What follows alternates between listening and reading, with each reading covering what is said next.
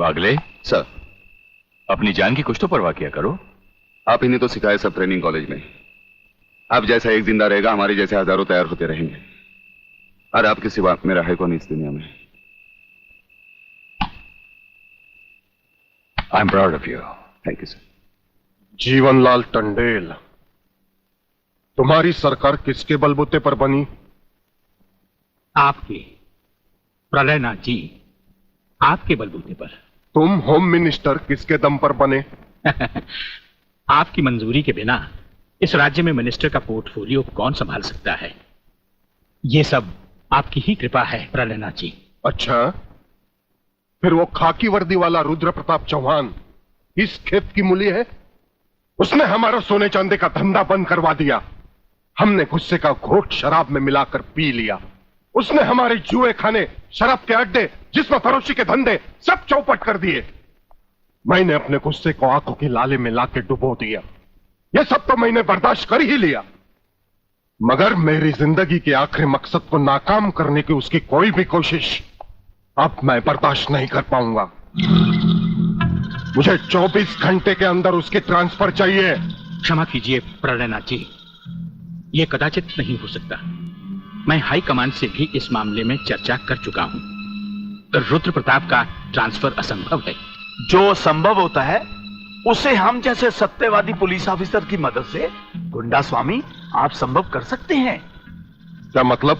मतलब है रुद्र प्रताप की मौत। मगर तुम तो आज तक यही बकते आए हो कि ना ही कहीं वो अकेला जाता है और ना ही निहत्था। मगर अब ये भी बकता हूं कि वो एक जगह अकेला भी जाता है और निहत्था भी। या! या! या!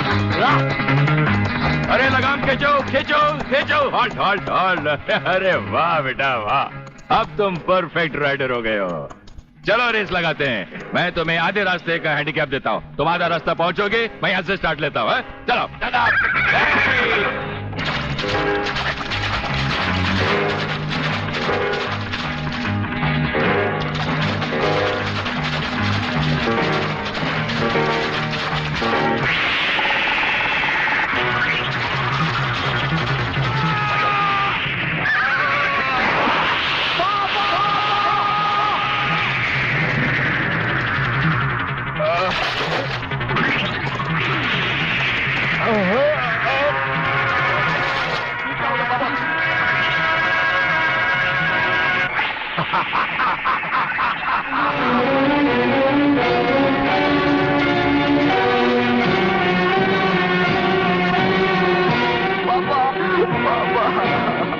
मगर स्वामी जी, ये छोटी बात नहीं है। किसी दिन अगर उसने आपको पहचान लिया तो? गोटिया, जिस दिन उसकी आंखें मुझे पहचान लेगी उसी दिन उसे भी उसके बाप के पास पहुंचा दिया जाएगा।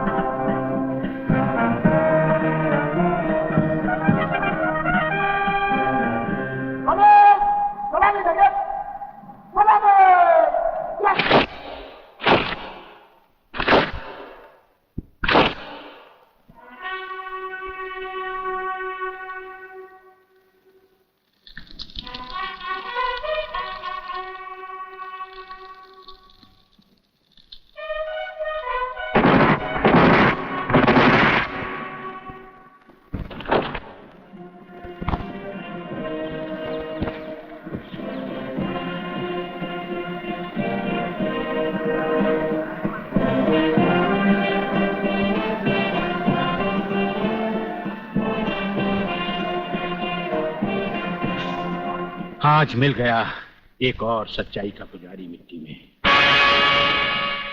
आग इनके शरीर को तो राख कर देगी, लेकिन इनकी आत्मा की आवाज कभी मिट नहीं पाएगी।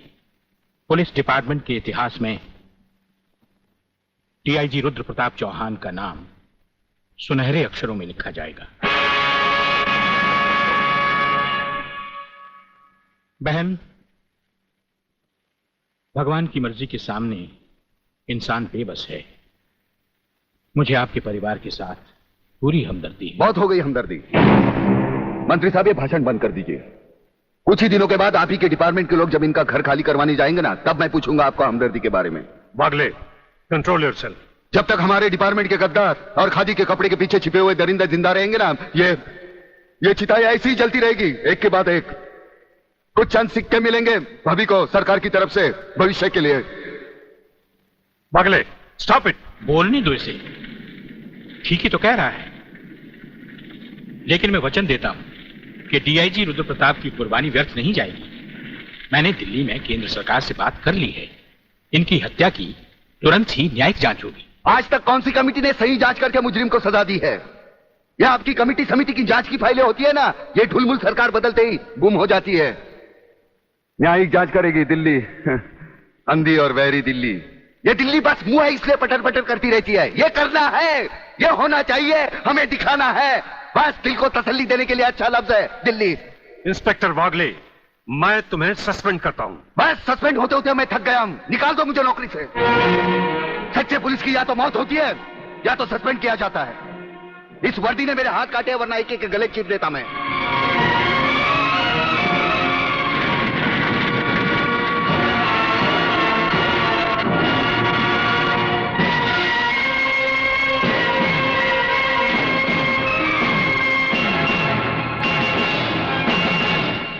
अगर फर्क है तो सिर्फ सोचने के ढंग में और काम करने के तरीके में। अब हमें इस फर्क को मिटाते हुए ये युद्ध एक साथ लड़ना होगा।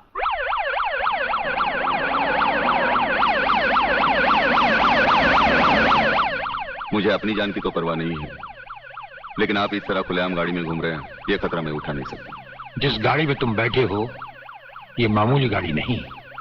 मामूली गाड़ी मामूली आदमियों के लिए होती है, ये गैर मामूली गाड़ी है, एक गैर मामूली इंसान के लिए। बुलेट प्रूफ, और इसमें ऐसे ऐसे गैजेट लगे हुए हैं जो बम से लेकर पटाखे तक की खबर में मिल जाती है। लेकिन इस वक्त हम जा कहां रहे सर? गाड़ी रुकने पर तुम्हें खुद ब खुद पता चल जाएगा।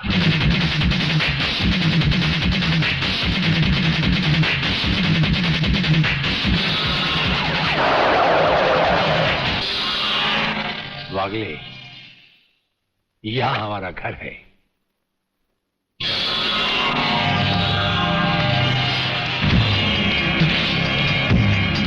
यहां तो सिर्फ चारों तरफ जंगल ही जंगल नजर आ रहा है, रहने की तो कोई जगह ही नजर नहीं आ रही। अभी नजर आ जाएगा बहादुर।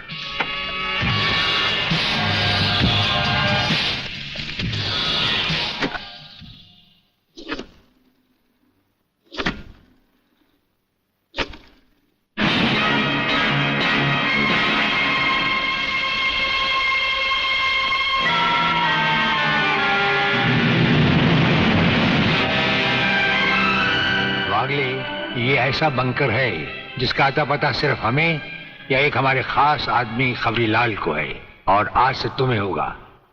ये इतना मजबूत है कि इस पर ना तो कोई हवाई हमले का असर हो सकता है और ना किसी बम या बारूद का। दुश्मन तो क्या, हमारी इजाजत के बगैर परिंदा भी पर नहीं मार सकता। वागले आओ, अब हम तुम्हें अपने बंकर से वाकिफ करवाएं। ये रहा हमारा ट्रांसमीटर सेक्शन। यहां से हम हिंदुस्तान के किसी भी मिनिस्टर से जब जी चाहे हॉटलाइन पर बात कर सकते हैं, लेकिन आसमान वाले ने चाहा तो इसकी जरूरत कभी नहीं पड़ेगी। हम अकेले ही तुम्हारे साथ वागले सब कुछ संभाल लेंगे। और वो देखो, वो एक कमरा जिसमें सब हथियार रखे हुए हैं, और उस कोने में रहा हमारा अस्पताल।